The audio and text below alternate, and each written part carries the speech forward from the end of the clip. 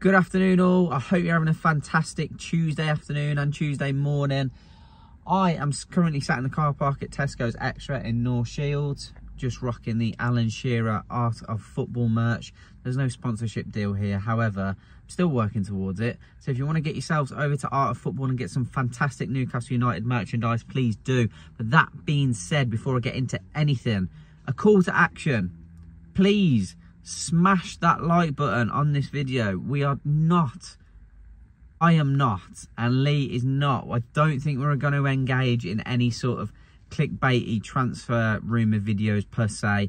We're going to look at doing them in a different manner because we know that's what all of you guys want. So smash the like button for us. We're going to give you some daily content this week.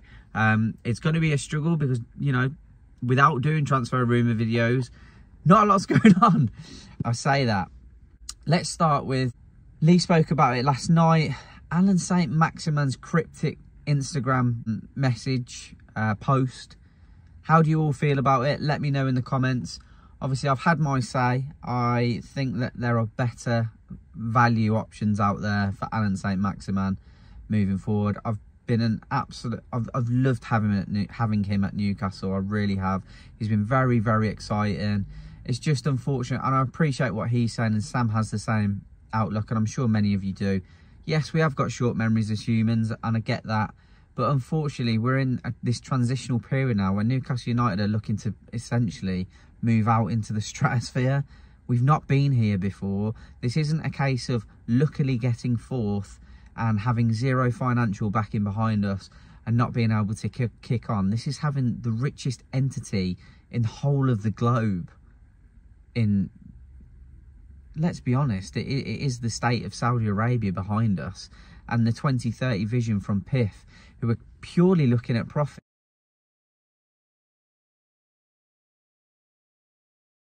Gonna make a bold statement here, I think. Fabian Schär, best centre-half in the Premier League last season.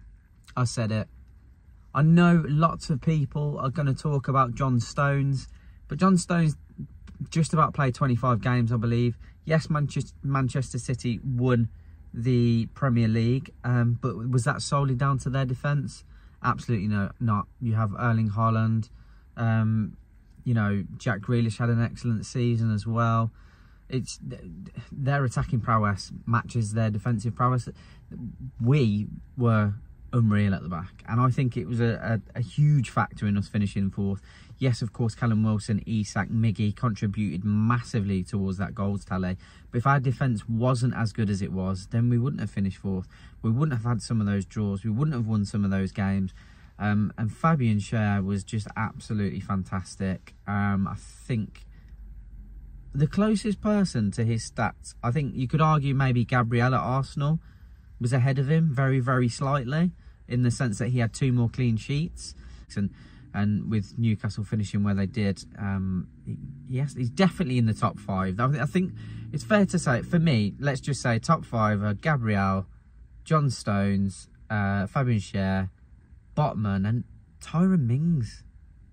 I honestly think Tyrone Mings, I don't think Lisandro Martinez has been that good this season personally, but I honestly, there's a little bit of bias there, but I'm going to go out on a limb and say Fabian Schär, best centre-half in the Premier League this season, last season. And finally, the most important news that has come out today, or leak, is this: the Newcastle United kit for 23-24's campaign.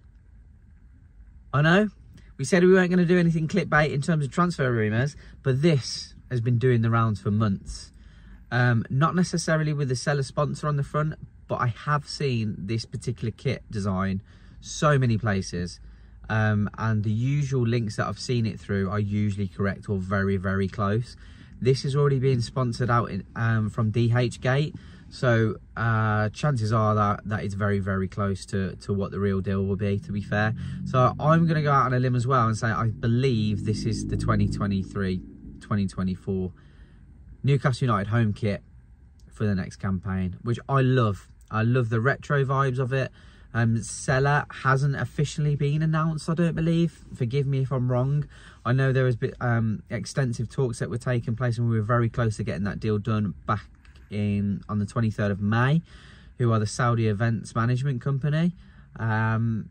Say what you will about that, whether it's right or wrong is entirely up to you. I think it's I honestly think it's such an objective point at the moment, because the rules never are adhered to, and Mike Ashley was the sole owner of Sports Direct and sponsored the ground to filter money through him through advertising, albeit on a very, very, very much smaller scale. So I can appreciate why people would get frustrated about it, but it is hypocrisy at the end of the day. So if that deal wasn't to go through, it is what it is. Let me know in the comments what you think about this kit design. Do you think it's going to be the one that's released on the 9th of June, this Friday? And if it is, do you love it? Are you going to buy it? Or is it a miss? And are you just going to let it sit? Let me know in the comments. And before I let you go, I know I've mentioned very briefly about this Art of Football merchandise, but we are looking at bringing some Newcastle Fans TV merch to the channel. Is that something that you would be interested in purchasing? You know, with the support and following that we have across social media, is that something that you would be interested in?